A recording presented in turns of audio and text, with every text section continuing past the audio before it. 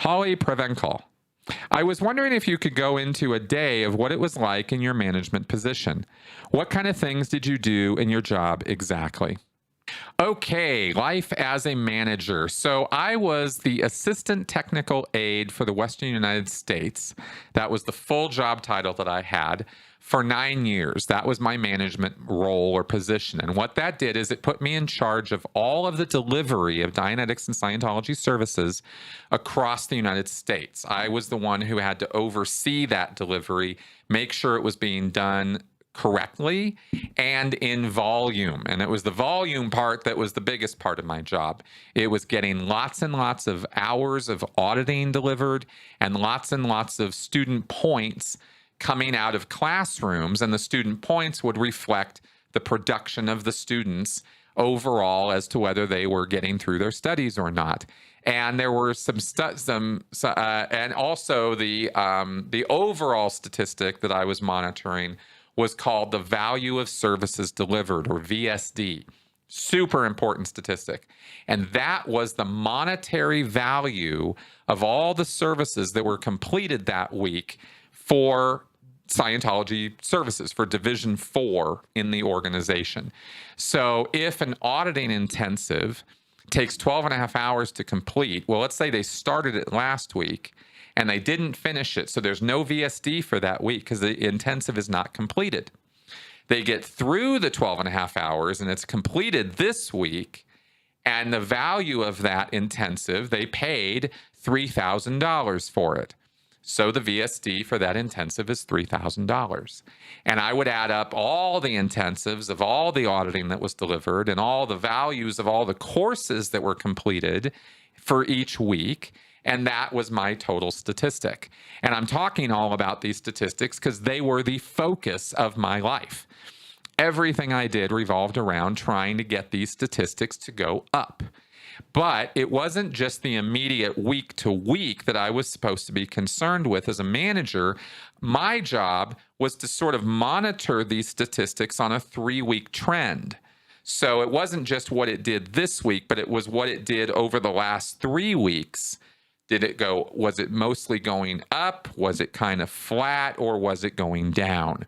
And depending on which direction the graph was going on, those statistics I was monitoring depended on my survival quality and my quality of life. Because if the things were going down, I was going to be in trouble. I would be washing dishes at 3 a.m, et cetera, et cetera. If they were even, kind of the same drill. If they were going up, okay, I got to stave off the punishments for that week, and maybe if they really went up significantly, then maybe I might get a day off or a half a day off or something like that. So that was basically how my life kind of worked. And so it wasn't just sending telexes and orders down every day to the orgs demanding that they produce, but it was also trying to build them and establish them so they could produce more. Any auditor is only capable of producing about 40 hours of auditing a week, maybe 50 if he's really, there all the time. I mean, the most I ever saw any auditor do in 1 week in terms of actual hours of auditing delivered was, I think, somewhere in the 70s I saw one time. This guy just was in the chair 8 hours a day, 7 days a week. I mean, that's all he did was he was auditing. No, it was even more than 8 hours a day, wasn't it? Anyway, it was crazy. But most auditors, their highest level of auditing would have been about 40 hours of auditing a week. And if you were doing the night weekend schedule as a staff member, it was going to be less than that, maybe 30, 35 hours. So the point being, you need more auditors if you want to get more auditing happening. So you need to make auditors. And where do you make them? Well, in the course rooms, the very ones that I was monitoring. So I wanted lots of completions of courses, and I wanted those completions to be auditor training courses. That was really important because that's how you make new auditors who will then go audit, and then you get them to join staff so you can count their auditing because it's paid delivery to paying public. right? It's very business oriented. This is not, there's nothing religious about any of this, right? This is all very business like. And we wanted those hours up. We wanted that VSD up. And that meant that the organization was delivering what it was selling. Because if you have an org that's just selling, and accumulating backlog services, you know eventually people are going to get a little pissed off because they're not getting their services. They're paying for them, but they're not getting them. So we were driving that production, or at least my job was to drive that production and try to drive it as much as the income was being driven. But, you know, what I didn't understand at the time is the delivery really didn't matter that much. It really was all about the income, and that's where most of the attention was. But my job was to get that delivery being, happening, the auditing and the coursework.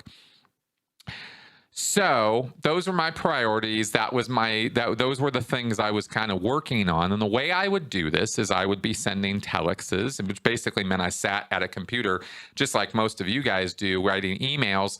That's pretty much what it looked like as far as what I was doing and sending telexes.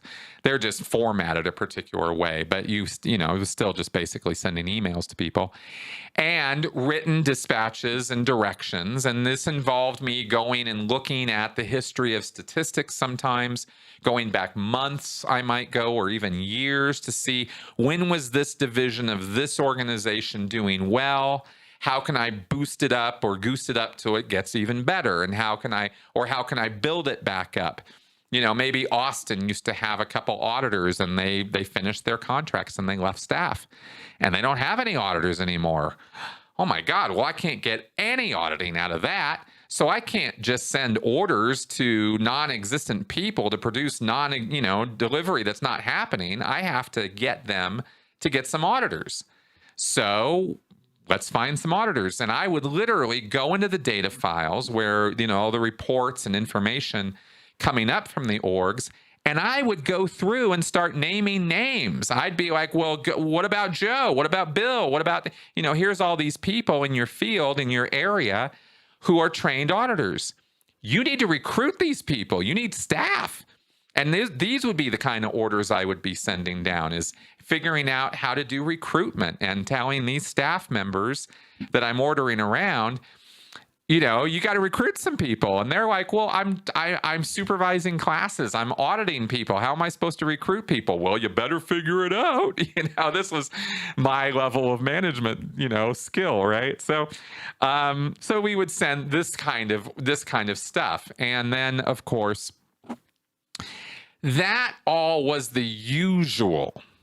Everything I've just described to you was what I was supposed to be doing.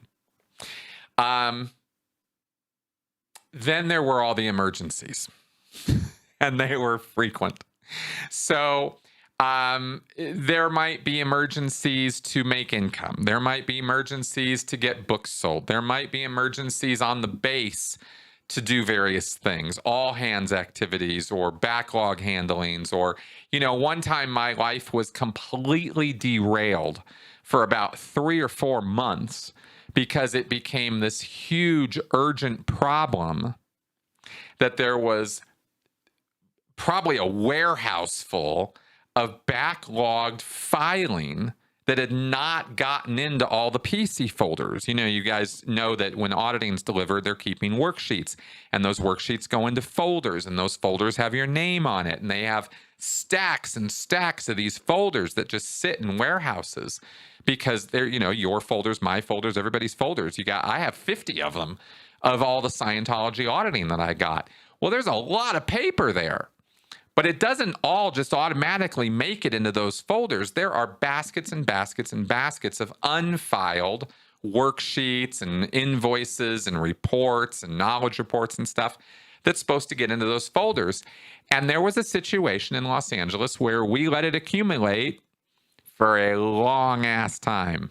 I mean, years. And so we had this huge backlog. Well, this was under my area of delivery, PC folders, auditing, right? So it was my responsibility to deal with this problem. And I had to organize, massive all hands of all the delivery staff and all the base staff. and organize this up, and file cabinets and pre-sorting and sorting. I mean, I learned a lot about organizing things, doing stuff like that, because I had masses of people who were there to do the work, but I had to organize it up and get them to do it. So that kind of thing derailed all of my work for a couple months, and I would, and there are years of this. So there's so many things I could tell you about that derailed what I was doing, while I was also supposed to be keeping that work going. So it was a constant tension of dealing with emergencies that really were unpredictable, and you just couldn't even imagine some of them. Going off on projects and missions, which was just a usual Sea Org activity that anybody could get sucked up into, and then doing my regular job. And then being a Sea Org member where we had to clean every week, and we had to, go eat and do this and do that and hold events. And, like when the events would happen, I was the guy who was in charge of getting everybody's butt in their seat on time. That wasn't my job as a manager, but it was an additional duty I had every time an event rolled around.